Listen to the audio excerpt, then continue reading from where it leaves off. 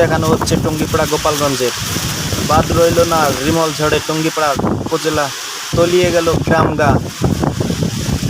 বাদ গেল না টুঙ্গিপাড়া উপজেলা গোপালগঞ্জ, টুঙ্গিপাড়া কবরডাঙ্গা গ্রাম। রিমল ঝড়ে বিপাকে পড়ল সারা দেশের মানুষ।